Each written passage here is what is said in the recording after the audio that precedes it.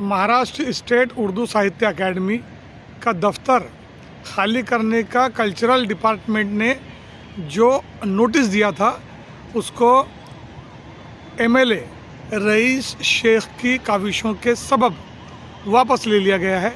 इस सिलसिले में साबिर मुस्तफाबादी से हम बात करेंगे कि भाई ये जो इक़दाम रईस शेख साहब ने उठाया है और उर्दू के मसाइल को हल करने की जो उन्होंने कोशिश की है, आप क्या कहना चाहेंगे? अस्सलाम वालेकुम नाज़रीन, मीठा करेला पर आपका मैं इस्तकबाल करता हूँ। मुश्ताक, इस वक्त आपने बहुत अच्छा सवाल मुझसे किया है। मेरा ख़्याल है कि इस इक़दाम से पहले आपका एक एपिसोड भी इस हवाले से आया था जी। और मैंने वो एपिसोड पूरी तरह से देखा उसको, जिसमें आपने इसी मसले को उठाया था कि एक जानिब तो उर्दू अकेडमी जो 1975 में जिसका क़याम अमल में आया था जी, और 2025 में उसको मुकम्मल 50 साल यानी गोल्डन जुबली मनाने के ईयर में, साल में उसको नोटिस आ जाता है, तो ये वाकई उर्दू वालों की बेहिसी पर हम क्या कह सकते हैं। जी, लेकिन बावजूद इसके रईस शेख साहब ने जो इक़दाम किए हैं, अब जाहिर सी बात है कि ये किसी एक आदमी का काम नहीं है, एक पूरा टीम वर्क होता है। और समाजवादी पार्टी के रईस शेख साहब जो एमएलए हैं, उनका भी अपना एक ग्रुप है और उन्होंने बहुत अच्छा इक़दाम किया है कि उर्दू की बका के लिए उन्होंने कम अज़ कम सरे दस्त ही सही अकेडमी को बचाने की भरपूर कोशिश की है।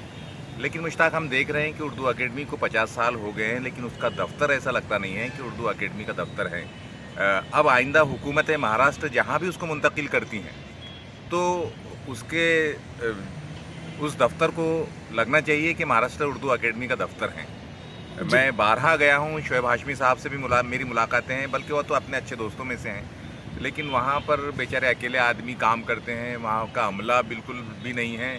असामियों को भरने के ताल्लुक से भी बात हुई है। जी जी जी हाँ, तो ये तो बहुत दिनों से और ये कब से मामला वो अल्तवा में पड़ा हुआ था जी। लेकिन अब लगता है कि मिनिस्टर साहब ने इस ताल्लुक से कुछ रजामंदी जाहिर की है और बजट बढ़ाने की भी बात हुई है। बजट तो कम हुआ है बतदरीज, कम हुआ है। हम महाराष्ट्र के मुकाबले में दीगर अकेडमीज़ को देखते हैं तो वहाँ की हुकूमतें बहुत भरपूर बजट देती हैं अकेडमीज़ के लिए, लेकिन महाराष्ट्र में कांग्रेस के ज़माने में जो बजट हुआ करता था वो बतदरीज कम से कम होता गया है। अभी ये कहा जा रहा है कि 5 करोड़ रुपये का बजट जो है वो दिया जाएगा, लेकिन जब तक वो बजट अलॉट नहीं किया जाता इस सिलसिले में कुछ कहना कबल वक्त होगा।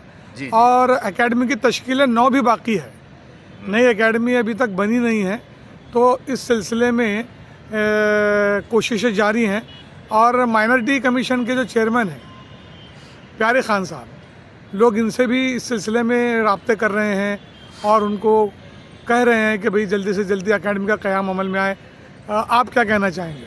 बिल्कुल, प्यारे ज़िया खान साहब चूँकि माइनॉरिटीज़ हमारे चेयरमैन हैं हमारे डिपार्टमेंट के, माइनॉरिटीज़ के अक़लियती शोबे के, तो उनकी तो बहुत ज़्यादा ज़िम्मेदारी हैं। जिस तरह से उन्हें विदर्भ की स्कूलों पर अपना हथौड़ा चलाया है, तो ये अब उनकी ज़िम्मेदारी है कि ये बरसों से अकेडमी का जो मामला है वह अल्तवा में पड़ा हुआ है, तो वो भी इस जानिब खुसूसी तवज्जो दें।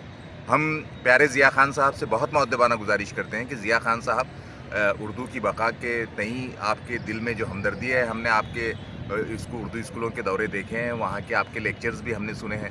अब आपकी ये ज़िम्मेदारी है कि आप उर्दू की बका के लिए जब काम करना चाहते हैं वाकई, तो फिर आप उर्दू अकेडमी के मामलात में भी बहुत ज़्यादा दिलचस्पी दिखाएं। ऐसे हमारी दरख्वास्त है। बहुत शुक्रिया, बहुत